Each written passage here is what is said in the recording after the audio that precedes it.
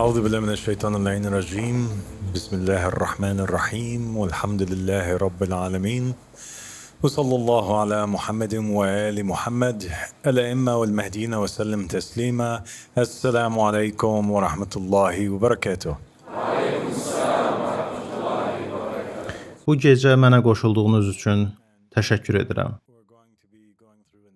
Və bu gecə biz Hermetik seriyaların başqa bir fəslində başqa bir mühazirəni Corpus Hermeticumdan başqa bir xütbəni nəzərdən keçirəcəyik. Bunun başlığı xeyir yalnız Allahdadır və başqa heç yerdə yoxdur olacaq. İndi mən bu gecəyə əslində bu hədislə başlamaq istəyirəm. Çünki onun bu gecəki xütbənin mahiyyəti haqqında danışacaqlarımızla biraz əlaqəsi var. Və beləliklə bir ravi dedi ki, o Əbu Əbdullah İmam Cəfər Sadiq əleyhissalamdan soruşdu: İmam nə ilə tanınır? O cavab verdi: sükunət və vüqar ilə.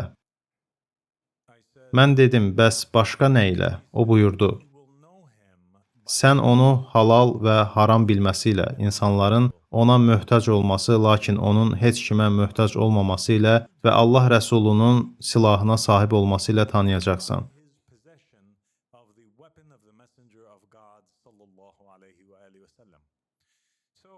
Burada bu rəvayətdə bu məqamı vurğulamaq maraqlıdır. Çünki o, zamanın imamını necə tanıya biləcəyimizdən bəhs edir. Məntiqlidir ki, hər dövrdə imam və ya höccət sükunətə sahib olsun. Bu aydındır. Onun vüqarlı olması da aydındır. Həmçinin aydındır ki, imam nəyin halal və nəyin haram olduğu barədə elmə sahib olsun. Və o, Allah Rəsulunun silahına, yəni onun elminə sahib olsun. Həmçinin aydındır ki, o bir xəlifə olsun. Onun atası bir xəlifə olsun və o da bir xəlifə olsun. Lakin insanların ona möhtac olması, lakin onun heç kimə möhtac olmaması ifadəsi niyə işlədilib? Cavabını axtardığımız sual budur və düşünürəm ki, biz cavabı inşallah bu xütbədə tapacağıq. Burada deyilir, xeyir yalnız Allahdadır və başqa heç yerdə yoxdur. Xeyir, ey Asklepios, Allahdan başqa heç kimdə mövcud deyil. Həqiqətdə xeyir əbədi olaraq Allahın özüdür. Əgər bu belədirsə, deməli xeyir saf varlıq olmalıdır. Heç nə ondan azad olmasa da, xeyir hər cür dəyişim və ya yaranışdan azad olmalıdır. Yəni, sabitlik, əbədi olmaq, dəyişkən olmamaq, dəyişmək pisdir, o yaxşı deyil. Xeyir bütün dəyişikliklərdən azaddır, o sarsılmaz bir gücdür. O hər zaman arxalana biləcəyin biridir, o kamildir. O öz daxilində tamdır.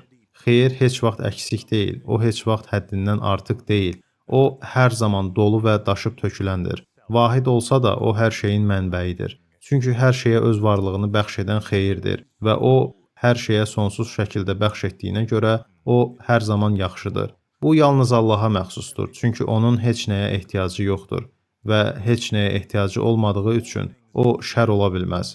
Ondan heç nə alına bilməz və heç nə itirmədiyi üçün o ağrı hiss edə bilməz. Çünki ağrı şərə məxsusdur.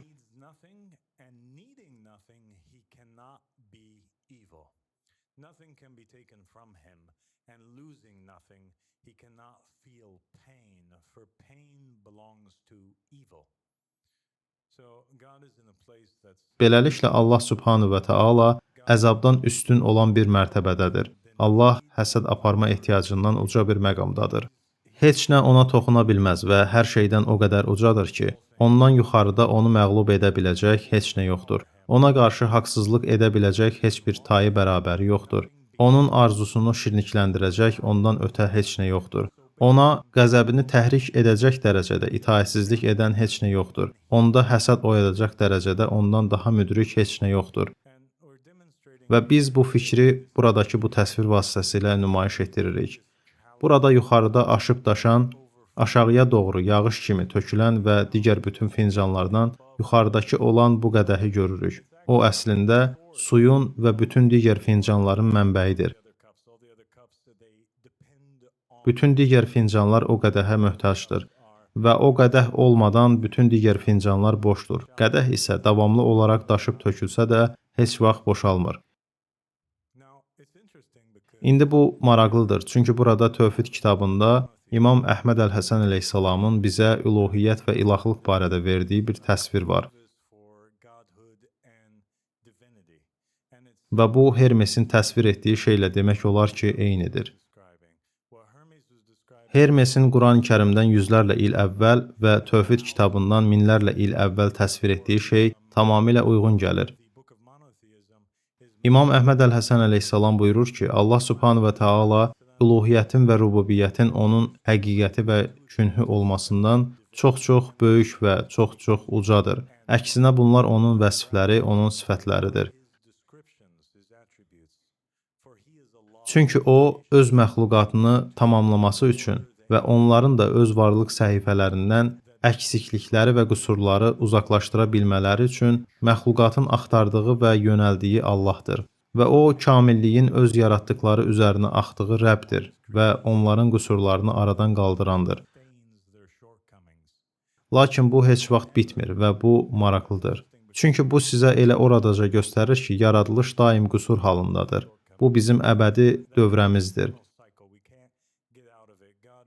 Biz ondan çıxa bilmərik. Biz əksik olsaq da, Allah bizim qüsurlarımızı bərpa edir. Lakin ilahlıq, üluhiyyət və rububiyyət heç vaxt onun həqiqəti və künhü deyil. Əksinə, o, öz fəqir yaradılışını mütləq kamillikdə təzahür edib. Beləliklə, o, mütləq ilah oldu, elə deyilmi? Qısacası, Əhməd Əl-Həsən əleyhissalamın burada izah etdiyi odur ki, rububiyyət və üluhiyyət, bunların hər ikisi ilahlıq və Rəblikdir. Onların hər ikisi Allahın sifətləri, xüsusiyyətləridir. Lakin onlar Allahın özü deyil, o əslində bundan da ucadır. Necə ki, bunu Tövhid kitabından bilirik və İmam Əhməd Əl-Həsən əleyhissalam bunu izah edib. Başqa fərdlərin, başqa insanların dərəcə baxımından kifayət qədər yüksəlməsi mümkündür.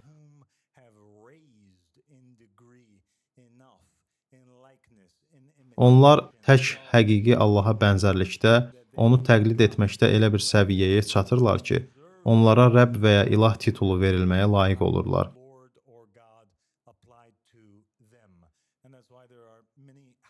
Elə buna görə də Əhl-i Beytin ey Rəblərin Rəbbi, ey ilahların ilahı, ey hökümdarların hökümdarı dediyi bir çox hədislər, bir çox dualar var. Və bu əslində ən başda nəzərdən keçirdiyimiz həmin rəvayətdə var.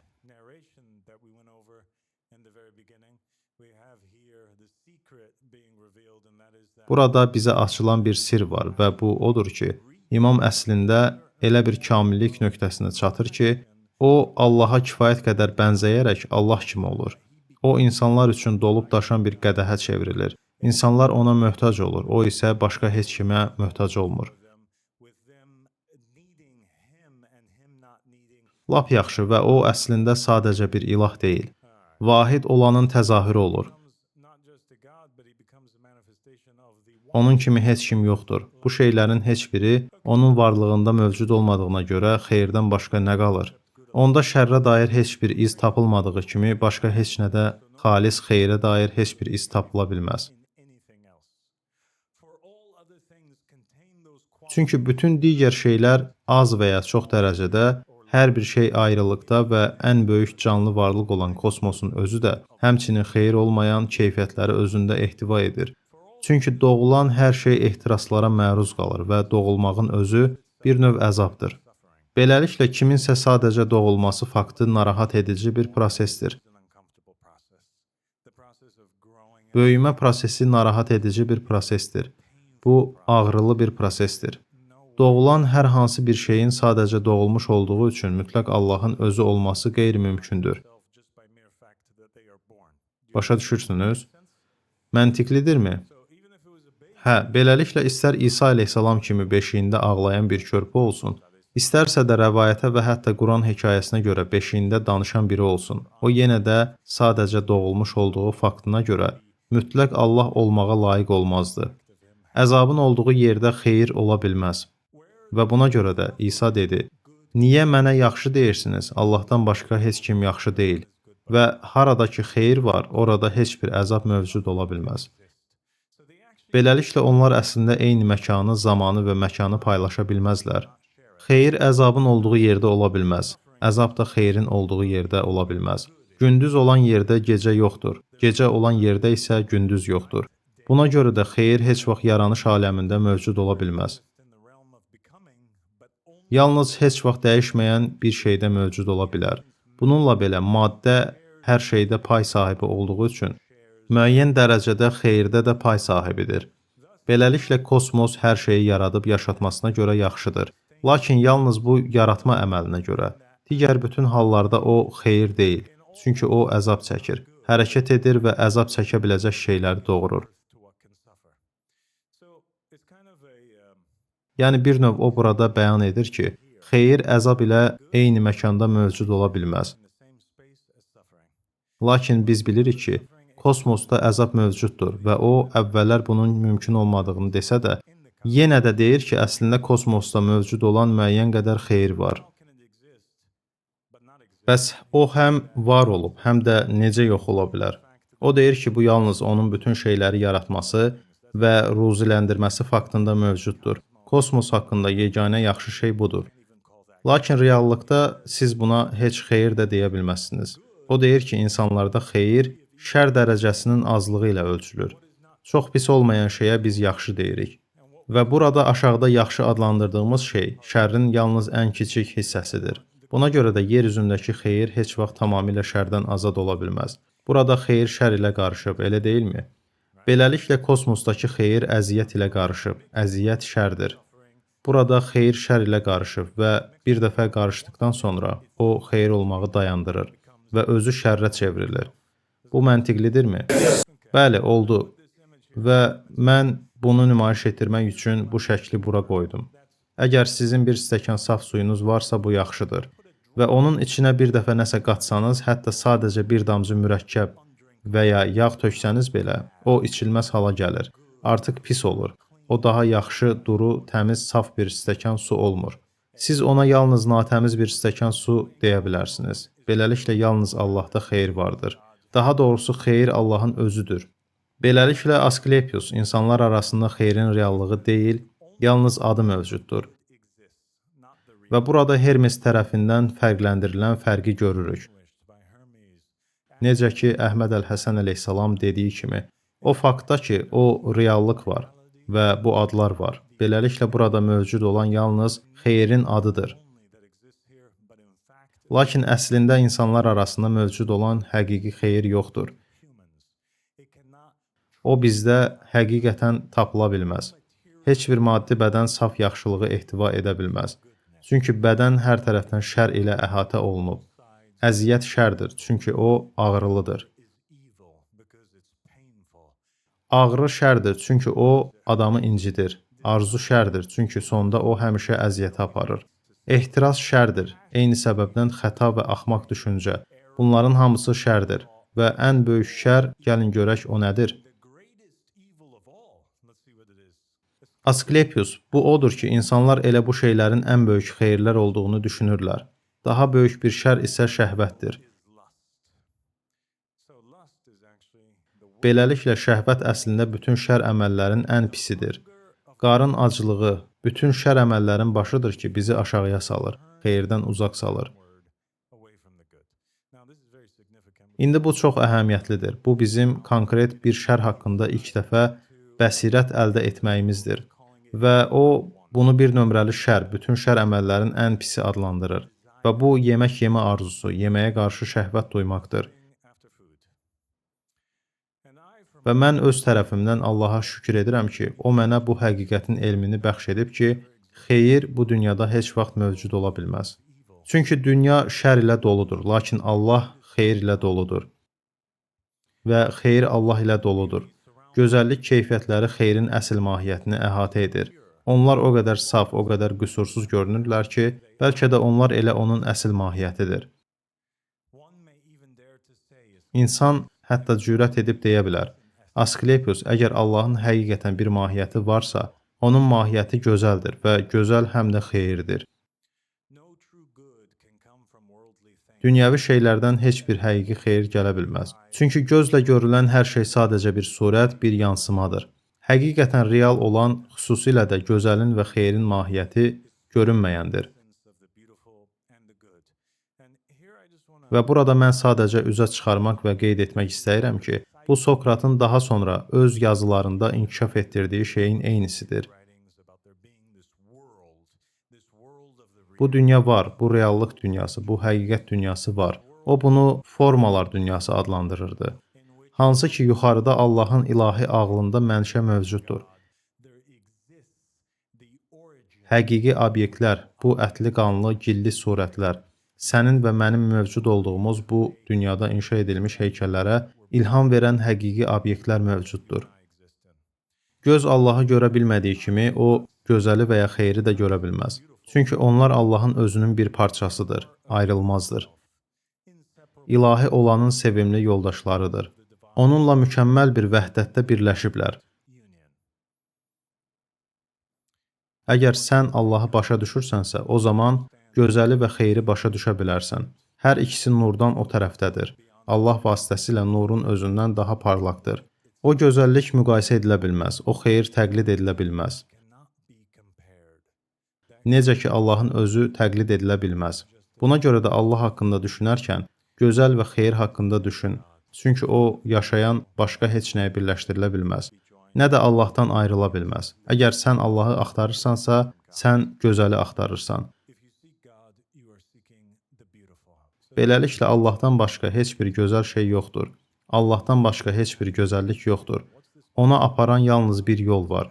Allaha aparan bu yol nədir? O deyir ki, bu yol yalnız bir dənədir. Allaha çatmağın, gözəlliyə çatmağın, yaxşılığa çatmağın yalnız bir yolu var. Və bu təqvadır. Həqiqi elmlə birləşmiş təqva və məhz buna görə də elmi olmayan və sədaqət yolunda yürüməyən kəslər insanları gözəl və yaxşı adlandırmağa cürət edirlər.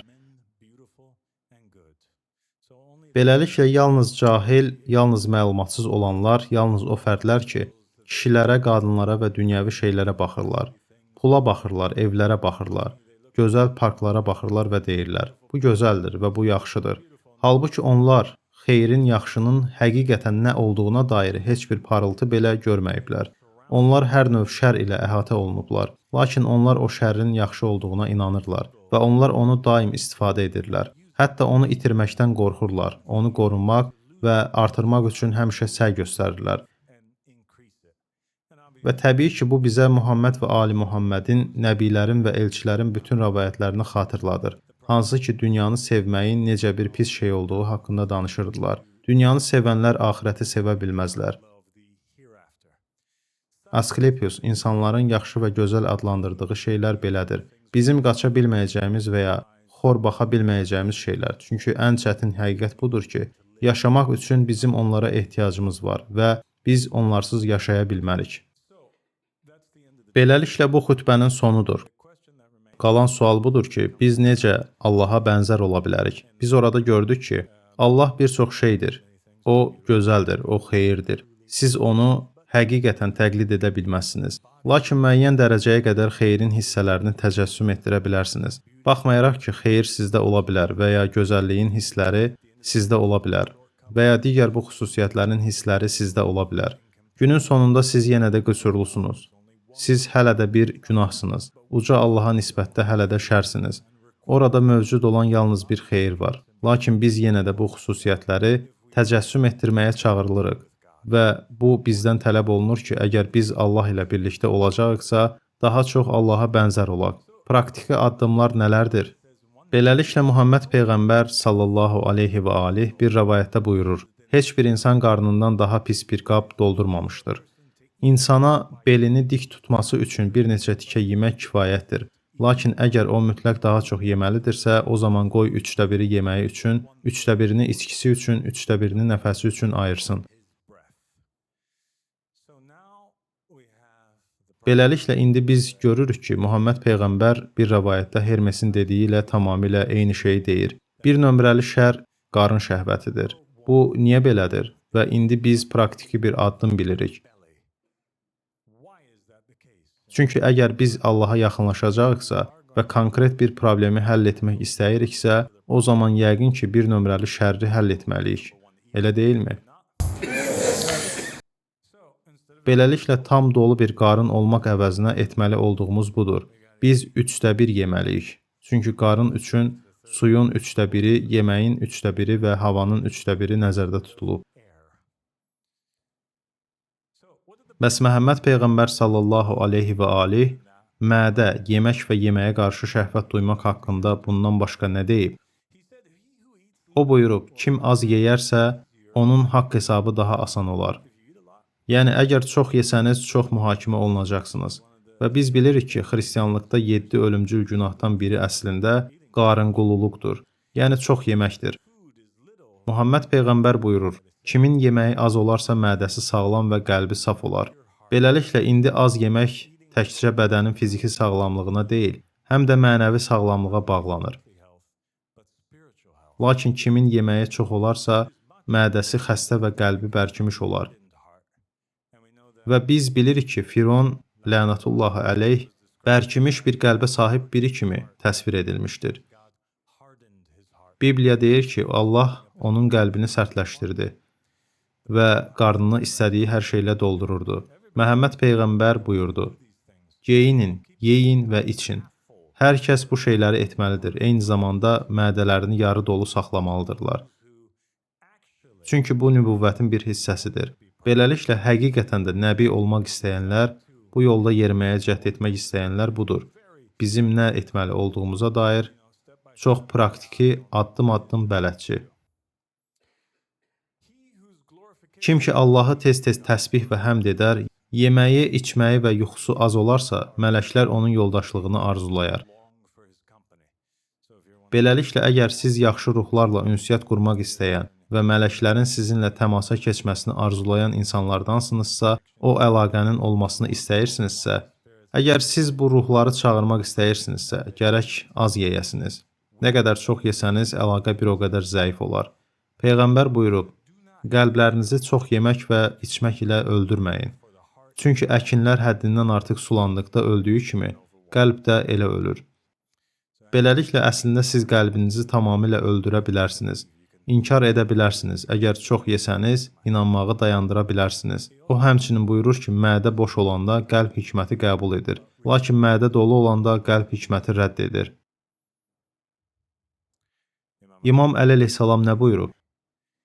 O buyurub ki, kim az yeyərsə, saf bir ağla sahib olar. Kim az yeyərsə, az ağrı çəkər. Allah öz bəndəsi üçün xeyir istədikdə, ona az danışmağı, az yeməyi, az yuxunu ilham edər. Çox danışırsınız, sakit olun. Çox yeyirsiniz, dayanın. Çox yatırsınız, etməyin. Və siz yaxşı olacaqsınız. Həddindən artıq yemək və yatmaq ruhu fəsadlaşdırır və zərər gətirir. Çox yeyən kəs sağlamlığını itirər və öz baxımı ilə özünü yükləyər. Ali Muhammed əleyhissalam onlar nə deyiblər? İmam Sadiq əleyhissalam buyurub, mömin qəlbinə heç nə daha zərərli deyil. Təsəvvür edin ki, bütün şeylər içərisində heç bir şey yoxdur. Nə zina, nə qumar, nə spirtli içki, heç nə. Möminin qəlbinə heç nə, hətta qeybət etmək belə çox yeməkdən daha zərərli deyil. O iki şeyə səbəb olur, qəlbin bərkiməsinə və şəhvətin oyanmasına.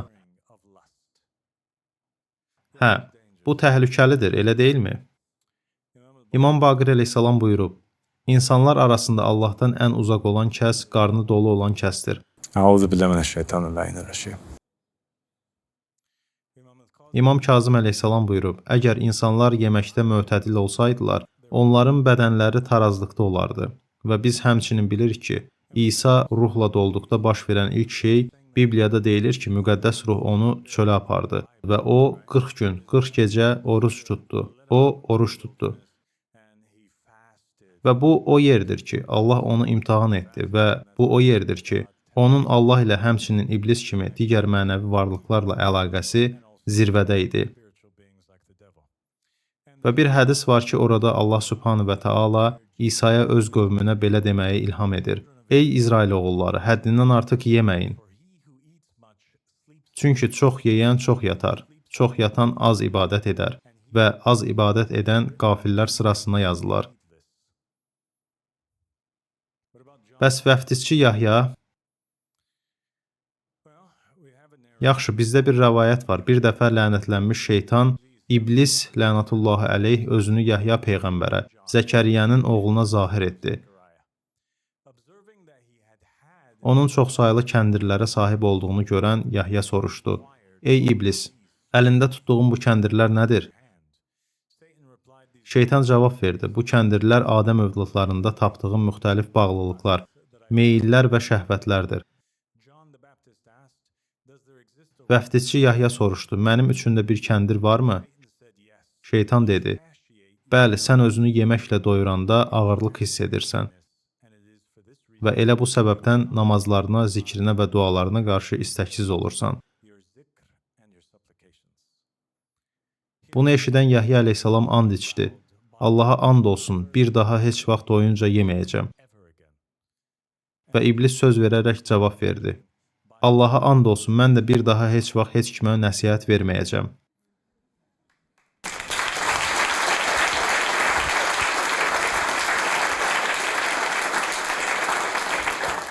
Və bu həm də maraqlıdır, çünki rəvayətlər var ki, əsasən Adəmin zamanından ta vəftizçi Yəhyaya qədər İblis aşağı enər və elçilərlə danışardı və onlarla bu növ söhbətləri etməyi xoşlayardı.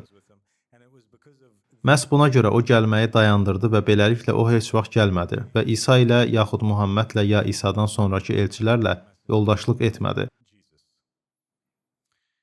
Bəs buna nə deyirsiniz? Gəlin bəzi digər mədəniyyətlərə, digər dinlərə və digər nəbilərə baxaq və görək onlar nə deyirlər. Deməli, Qırmızı Adamın İncili adlanan bir kitab var. Bu bir qızıldərili Bibliyasıdır. Yerli Amerika Bibliyasıdır və orada Hindu Vabaşa adlı bir şəxs var. Vabaşa kitabın səhifələrindən birində deyir ki, əgər qəlbinizi paklaşdıracaqsınızsa və beləcə böyük ruhun yolunu daha aydın görəcəksinizsə, gücünüzə uyğun olaraq 2 gün və ya daha çox heç bir yeməyə toxunmayın. Çünki bununla bədən təmizlənir və ruhunuz bədən üzərində hakimiyyət qazanır. Dua, oruc və sabit məqsədlə siz öz ruhunuzu idarə edə bilərsiniz və beləliklə ətrafınızdakı hər kəs üzərində güc sahibi olarsınız. Çünki bədən görünən hala gəlmiş ruhdur. Biz bu həyatda növbəti həyatda bizim olacaq ruhu və bədəni inşa edirik. Dua, oruc və yüksək xidmət vasitəsilə varlığımızın keyfiyyətini elə yüksəldə bilərik ki, növbəti həyata bəsirətlə, səsləri eşitməklə və böyük sirrin elmi ilə daxil olarıq. Və mən düşünürəm ki, bu sitat bir çox səbəbə görə füsunkardır. Birincisi, bu göstərir ki, hətta yerli Amerikalılarda İbrahimin və Yahudiliyin, Xristianlığın və İslamın yarandığı yaxın şərqdən bu qədər uzaq olan bir mədəniyyət və bu qədər uzaq olan bir din olmalarına baxmayaraq, onlar da orucun arxasındakı sirri bilirdilər ki, oruc ruhunuzun daha güclü və bədəninizin daha zəif olmasına imkan verir. Siz bədəninizə yemək verdikdə bədəniniz daha güclü və ruhunuz daha zəif olur. Nəfsiniz daha güclü və ruhunuz daha zəif olur. Beləliklə, əgər siz bədəninizi qidalandırırsınızsa, ruhunuz daha zəif olur və nəfsiniz daha çox nəzarətə sahib olur və bədəni hərəkətə gətirir və əksinə. Bəs Daoizm və 3 ruh haqqında nə demək olar? Öz qövmünə göndərilmiş bir nəbi var idi. Onun adı Lao Tzu idi. Lao Tzu Daoizm dininin banisi idi. Və Daoizmdə onların biqu, taxıldan imtina deyilən bir anlayışı var. Bu, batin aləmə keçid və ölümsüzlük əldə etməklə əlaqəli Daoist oruc texnikasıdır. Beləliklə, onlar oruç tutmağın olduqca vacib olduğuna inanırdılar. Taxıldan imtina çoxşaxəli Çin mədəni inancları ilə əlaqəlidir. Məsələn, biqu orucu insan bədənində hun və po ruhları ilə birlikdə yaşayan, hər 60 gündən bir ev sahibinin günahlarını cənnətə məruz edən və xəstəlik, erkən ölüm cəzalarını həyata keçirən sansini, 3 meyiti, bədxah, taxıl yeyən ruhları qovmaq üçün ümumi tibbi müalicə idi.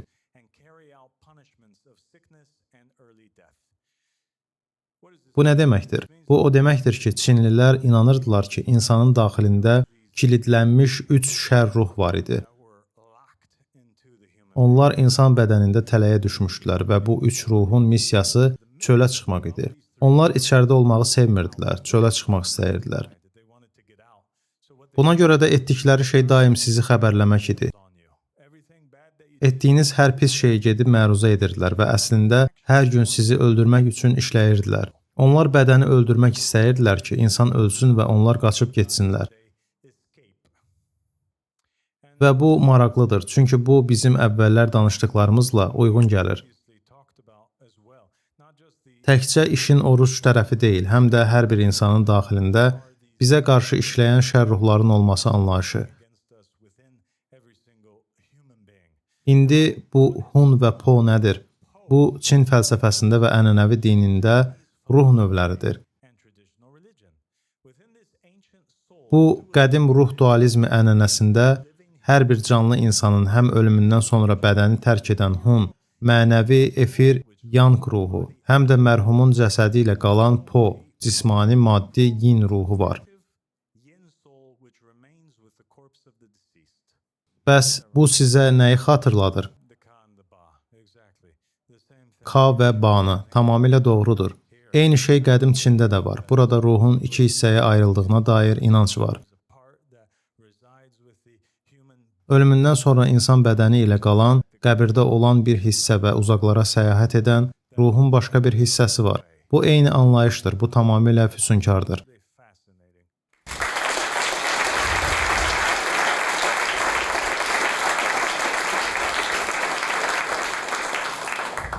Mən əslində Remi bu axşam buradadırmı? Remi buradadır.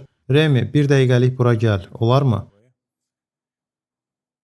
Biz əvvəllər Ammonius Sakkasın yeni Platonçuluğun atası, Plotinin reinkarnasiyaları olan Əli Abbası və digərini təqdim etmişdik.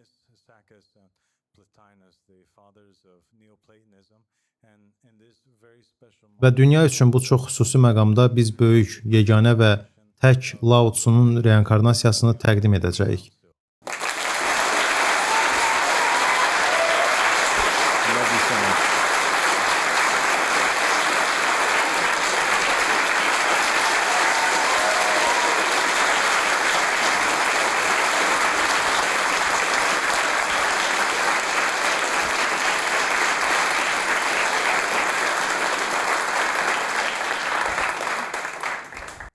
Lap yaxşı, beləliklə burada əlimizdə dünyanın əslində ən qədim kitablarından bəziləri var. Onlar qədim Misirdən gəlir və bu, Ptah Hotepin təlimatı kitabı və həmçinin Ke Gemminin təlimatıdır. Və Ke Gemminin təlimatında qədim Misirdən gələn aşağıdakı sitat var. Ehtiyatlı olan adam çiçəklənər, dəqiq olan təriflənər. Ən daxili otaq sükut adamına açılar. Yəni hikmət. Hikmət qapıları çox danışmayan insanın üzərinə aşıb daşar. Nitqi mülayim olan adamın yeri genişdir. Lakin zorla yol açmağa çalışan kəsə qarşı bıçaqlar hazırlanar ki, o vaxtı çatmamış irəli getməsin. Əgər bir dəstə insanla otursan, xoşladığın çörəyi arzulama. Qəlbi cilovlamağın vaxtı qısadır. Siz yalnız qısa bir zaman kəsiyində canlısınız. Qəlbi cilovlamaq üçün yalnız kiçik, qısa bir zaman kəsiyiniz var. Və qarınqululuq bir iyrənclikdir. Onda heyvan keyfiyyəti vardır. Bir fincan su susuzluğu yatırar və bir ağız dolusu qovun qəlbi dəstəkləyər. Yaxşı şey yaxşılıq üçündür, lakin bəzi kiçik şeylər bolluğu əvəz edər. Rəzil adam o kəsdir ki, qarnı tərəfindən idarə olunur. O yalnız insanların evlərində qarnını tam doldura bilməyəndə çıxıb gedər. Əgər bir qarınqulu ilə otursan, onunla ye və sonra get. Beləliklə burada qədim Misirdən gələn bir çox danlaq sözləri və nəsihət var. Eləcə də Əhl-i əleyhissalam çox danışmamalı və çox yeməməli olduğumuza dair nəsihət edib. Və əgər biri çox yeyərsə, bu iyrənclikdir və əslində olduqca şərdir və qəlbə zərər verir. Bəs qədim Roma, onlar çox yemək haqqında nə deyirdilər? Gəlin baxaq. Beləliklə burada Lucius Seneca adlı qədim stoik filosof var. və o Lucullus adlı bir adama bəzi məktublar yazır. Orada belə yazır: "Lakin mən sizin ağlınızın sabitliyini sınamaqda o qədər qətiyyətliyəm ki, böyük insanların təlimlərindən istifadə edərək sizə də bir dərs verəcəyəm. Müəyyən sayda günlər ayırın ki, bu müddət ərzində ən qıt və ən ucuz yeməklə, qaba və kobud geyimlə qane olasınız." Sübhanallah, eynilə hədisdə Qaim və onun səhabələri təsvir edildiyi kimi, onlar sərt çörək yeyəcəklər və əsasən narahat geyimlər geyinəcəklər. Xüsusilə də qiyam zamanı öz-özünə deyərək, qorxduğun vəziyyət budurmu? Yəni, o ona deyir, istəyirəm ki, oruç tutasan. Bu sənin ağlın üçün xeyirlidir. Ruhun daha böyük stresli hallar üçün özünü əvvəlcədən bərkitməli olduğu vaxt, məhz qayğıdan azad olduğu vaxtlardır. Və bəxtin üzünə güldüyü vaxtdır ki, o, özünü bəxtin zorakılığına qarşı möhkəmləndirməlidir. Sülh günlərində əskər manevrlər etmirmi? Görünürdə düşmən yoxkən istehkamlar qurmurmu? Əskərlər müharibə olmayan vaxtlarda təlim keçmirlərmi? O deyir ki, onlar daim təlim keçirlər və o, qaçılmaz zəhmətə bərabər ola bilmək üçün əbəs zəhmətlə özünü yorur. Əgər böhran gələndə bir adamın diskinməsini istəmirsinizsə, onu gəlməmişdən əvvəl məşq etdirin. Yoxsulluğu təqlid edərək hər ay az qala möhtac vəziyyətə düşən o adamların izlədiyi kurs belədir ki, onlar dəfələrlə məşq etdikləri şeydən heç vaxt geri çəkilməsinlər. Siz mənim Timonum yeməklərini və ya yoxsulların daxmalarını, yaxud dəbdəbəli milyonçuların həyatlarının cansıxıcılığını aldatmaq üçün istifadə etdikləri hər hansı digər vasitəni nəzərdə tutduğumu zənn etməməlisiniz. Qoy damaq həqiqi olsun, plaş kobud olsun, çörək bərk və yosun tutmuş olsun. Özünüzü aldatmayın və bu saxta oruç növlərini tutmayın. Özünüzü güya dünya həyatından çəkindirirmiş kimi apardığınız bu münafiq ikiyüzlü yolları tutmayın. Halbuki reallıqda bu sadəcə nəfsi doyurmaqdır. Onun dediyi budur. Bütün bunlara bir dəfəyə 3-4 gün, bəzən daha çox döz ki, bu sadəcə bir hobbi yox, özünü sınamaq olsun. Sonra səni əmin edirəm, əziz Lucilius, bir qəpiklik yeməklə doyanda sevincdən tullanıb düşəcəksən və anlayacaqsan ki, insanın ağlının dincliyi bəxtdən asılı deyil. Çünki o qəzəbli olanda belə ehtiyaclarımız üçün kifayət qədərini verir. Beləliklə, bu filosof yoldaşına həqiqətən müdrik sözlər deyir. Ona deyir ki, ağlın üçün oruç tutmağın zərurətdir. Bunu etməyin yeganə məntiqi budur. Bhagavad Gita, orada çoxlu ayələr var. Lakin biz burada birini götürdük. Haradakı Krishna deyir, ey Arjuna, çox yeyənlər və ya çox az yeyənlər, çox yatanlar və ya çox az yatanlar yoqada uğur qazana bilməzlər. Bu inanılmaz deyilmi? Sizin üçün füsunkar deyilmi? Qədim Misirdə, qədim Çində, qədim Romada, qədim Hindistanda insanlarınız var və onların hamısı tamamilə eyni nəsihəti verir. Ağzını yum, az danış. Dayan, yeməyi dayandır. Yemək şərdir. Əgər çox yesən, bu sənin ağlına təsir edəcək. Əgər çox yesən, uğurlu olmayacaqsan. Bəs Budda əleyhissalam, Budda deyir ki, insan diqqətli olduqda və beləliklə yeməkdə mötədilliyi bildikdə onun xəstəlikləri azalar. O yavaş-yavaş qocalar və həyatını qoruyar. Budda dedi, mən axşamlar yemək yemirəm və beləliklə xəstəlikdən və dərddən azadam. Sağlamlıqdan, gücdən və rahatlıqdan zövq alıram. Sübhanallah, sanki Budda bir həkim idi. Lakin biz inşallah bu barədə daha sonra danışacağıq.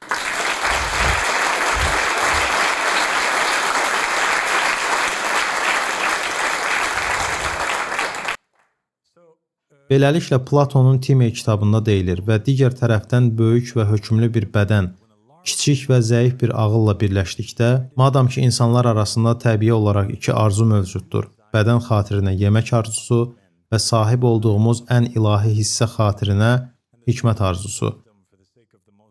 Daha güclü hissənin hərəkətləri üstün gəlir və öz güclərini artırır. Yəni, burada nə baş verdiyinə baxsaq, Böyük yemək arzusu olan bir adam, onun böyük və hökmran bir bədəni var. Lakin kiçik və zəif bir zəkası var. Çox da ağıllı olmayan, ruhani cəhətdən o qədər də inkişaf etməmiş biridir. Və əgər bunu böyük iştahı olan və böyük bir bədəndə daim yemək istəyən birinə əlavə etsəniz, bu iki şey birləşdikdə Platon deyir ki, bu ölümcül bir qarışımdır. O deyir ki, çünki bədən bizdəki ən ilahi hissə xatirinə olan hikmət arzusunu üstələyəcək. Güclü tərəfin, yəni bədənin hərəkətləri üstün gəlir və öz gücünü artırır. Lakin onlar ruhu kütləşdirir, dərrakəsiz və unutqan edir. Və bununla da onun içində xəstəliklərin ən böyüyünü, cəhaləti yaradırlar. Bu iki şərrin hər ikisindən qurtuluşun yeganə vasitəsi budur. Özünüzü xilas etməyin yalnız bir yolu var. O yol nədir? Nə ruhu bədənsiz məşq etdirmək, nə də bədəni ruhsuz. Beləliklə onlar bərabər şəkildə uyğunlaşsın və sağlam olsunlar. Platon deyir ki, hər ikisini məşq etdirməlisən. Fəlsəfə ilə məşğul olmalısan, zehni məşq etdirməlisən və fiziki məşq etməlisən. Beləliklə riyaziyyat tələbəsi və ya intellekti ilə çox işləyən hər hansı digər fənnin tələbəsi gimnastika ilə məşğul olaraq bədənini də məşq etdirməlidir. Bədənini formalaşdırmaqda səy göstərən kəs isə öz növbəsində əgər həqiqətən həm insaflı, həm də yaxşı adlandırılmağa layiq olacaqsa, musiqi və ümumi fəlsəfəni becərərək ruhunu hərəkətlə təmin etməlidir. Və beləliklə birini digəri olmadan edə bilməzsiniz. Doktor Yasminin üzündə böyük bir təbəssüm görürəm. Elm öyrənməyin və dininizi öyrənməyin əhəmiyyəti bədəninizin qayğısına qalmaq qədər vacibdir. Niyə belədir? Platon davam edir və çox aydın izah edir. O deyir, müxtəlif hissələr eyni şəkildə kainatın formasının təqlidi ilə müalicə olunmalıdır. Beləliklə bizim bütün işimiz nə idi? Allahı təqlid etməli idik, elə deyilmi? Və Allaha bənzər olmalı idik. Onun dediyi budur. Çünki bədən ona daxil olan zərrəciklər tərəfindən daxildən iltihablanır və ya soyuyur və yenə də xaricdəkilər tərəfindən qurudulur və ya nəmləndirilir. Və bu, hər iki hərəkətin nəticəsi olan təsirlərə məruz qalır. Nə vaxt ki, insan öz bədənini sükunət halında və hərəkətlərə təslim edər, o məğlub olar və tamamilə məhv olar. Halbuki, əgər insan kainatın tərbiyəçisi və dayəsi adlandırdığımız şeyi təqlid edərsə və mümkünsə heç vaxt bədənin sükunətdə olmasına icazə verməyib onu hərəkətdə saxlayarsa və daxili vibrasiyaları davamlı olaraq istehsal etməklə onu təbiətin yolu ilə daxili və xarici hərəkətlərə qarşı müdafiə edərsə və mülayim vibrasiyalar vasitəsilə bədəndə dolaşan təsirləri və zərrəcikləri kainat haqqında verdiyimiz əvvəlki izahatda təsvir olunduğu kimi onların yaxınlıqlarına uyğun olaraq müvafiq qarşılıqlı qaydada düzəldərsə, o zaman düşmənin düşmən yanında yerləşib bədəndə müharibə və xəstəlik törətməsinə imkan verməyəcək. Əksinə dostu yanına qoyaraq sağlamlıq yaradacaq. İndicə oxuduğumuz bu səhifə tamamilə füsunkar, heyrətamizdir. Bunlar Platondan gələn inanılmaz sözlərdir və mən sizin üçün ideyanı, onun nə dediyini sadələşdirəcəyim. O deyir ki, kainat böyük insandır. Sənin bədənin, sən kiçik insansan. Kiçik insan böyük insanın surətində yaradılıb və kosmosu yansıdır. Necə ki, planetar cisimlər hərəkət edir, sənin bədəninin daxilində də hərəkət edən həzzü şey var.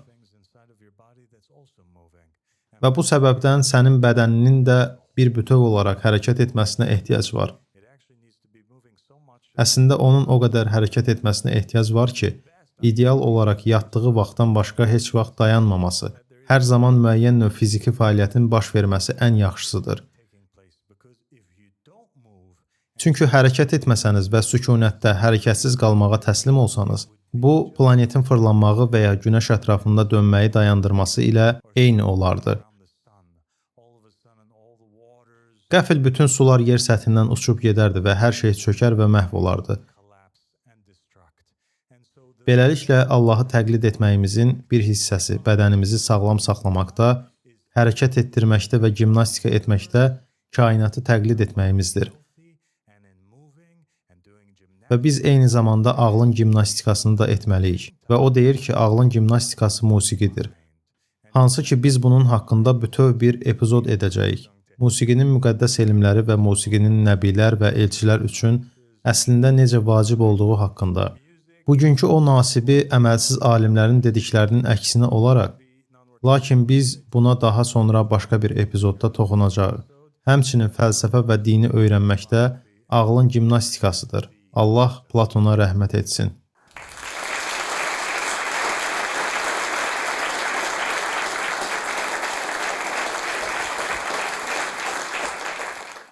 Və budur, siz onu görürsünüz. İndi praktikliyi görürsünüz. İndi görürsünüz ki, nəbilər və elçilər və filosoflar kainatın, makrokosmosun necə işlədiyini müşahidə edib, öyrənərək elmi necə əldə edirdilər. Və onlar əmin olmaq istəyirdilər ki, bədənləri də eyni şeyi edir və ağılları da eyni şey edir. Beləliklə, dində bədənin qayğısına qalmaq vacibdirmi deyə soruşanlar üçün bu tamamilə vacibdir və məşq etməmək, bədənin qayğısına qalmamaq tamamilə haramdır. Və Muhammed Peyğəmbər sallallahu aleyhi və aleyh bunu ən yaxşı şəkildə buyurmuşdur. Həqiqətən bədənin sənin üzərində haqqı var. Yaxşı, buradakı bu şəkil nədir? Bunun nə olduğunu bilən varmı? Bunlar kimlərdir? Bu, İmam Cəfər Sadiq əleyhissalamın və onun ən məşhur tələbələrindən biri olan Cabir İbni Həyyanın təsviridir, elə deyilmi? Və Cəbir sözü məhz ondan gəlir və ya onun adından sonra yaranıb. Çünki insanlar yüz illərlə onun təlimlərinin şifrəsini açmağa çalışdılar, lakin bacarmadılar.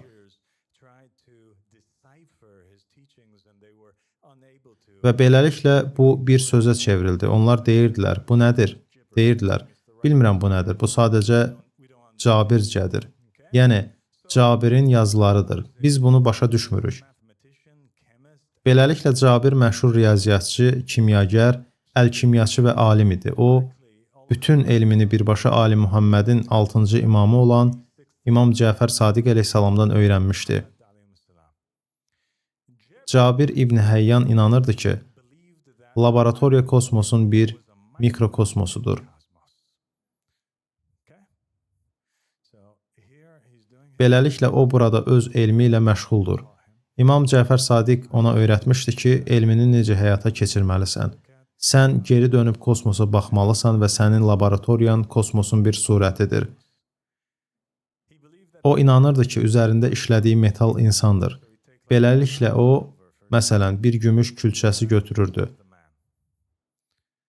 Onu ora qoyur, bu insandır. O inanırdı ki, bütün maddəyə artıq ilahi ağıl vasitəsilə ruh üfürülüb.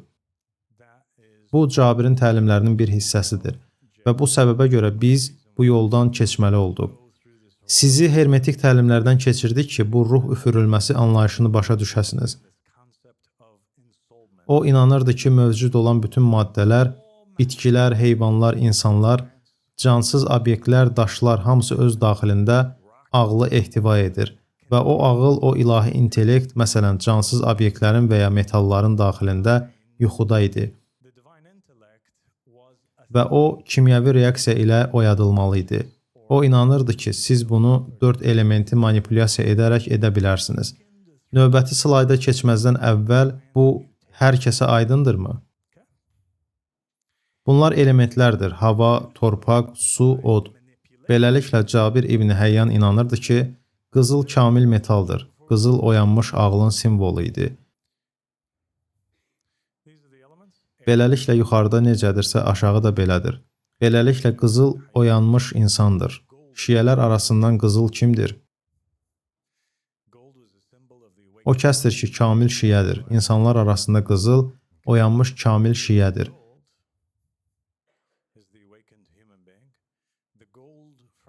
Və buna görə də bizim İmam Əli əleyhissalamdan müxtəlif hədislərimiz var ki, deyir, siz sınanacaqsınız, imtahan ediləcəksiniz, əsasən imam ilə yandırılacaqsınız.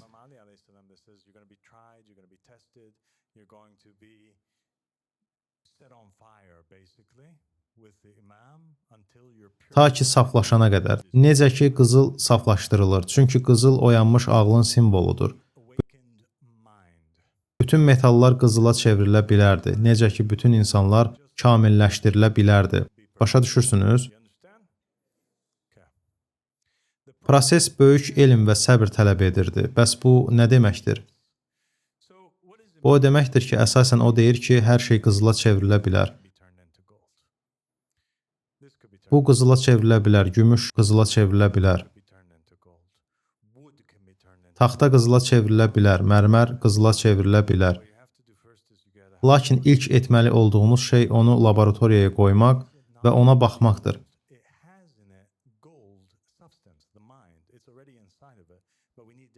Niyə o hələ qızıl deyil? Onun içində qızıl maddəsi ağıl var. O artıq onun içindədir, lakin biz onu oradan çıxarmalıyıq. Deməli, onda nəsə bir problem var. Gümüşdə nəsə yanlış bir şey var ki, o qızıl deyil. Əgər biz gümüşü qızıl etmək üçün kamilləşdirmək istəyiriksə, biz 4 elementlə oynamalıyıq. Biz onu qurutmaq üçün çöldə qoymalıyıq ki, ona səbəb olan o rütubəti çıxara bilək. Biz biraz od tətbiq etməliyik. Biz onu qızdırmalıyıq və üzərindəki zərərli olan maddələri əridib atmalıyıq. Biz onu rütubətə məruz qoymalıyıq. Biz bu elementlərlə nəsə etməliyik. Və torpaq üçün o duz tətbiq edərdi. Aydındır? Və həmçinin kvadratlaşdırılmış dairə haqqında danışdı. Və kvadratlaşdırılmış dairə buradakı bu simvoldur ki, o Cabir İbn Həyyanın fəlsəfə daşı adlandırdığı bir şeyə işarə edir. Bəs fəlsəfə daşı nə idi? Bu o ideya idi ki, siz metalları götürə və onları olduqları haldan qızıl halına çevirə bilərsiniz. Bunu 2 yoldan biri ilə edə bilərsiniz. Ya ciddi elmi təcrübə apararaq, əgər elminiz varsa, ya da fəlsəfə daşının nə olduğunu kəşf edərək.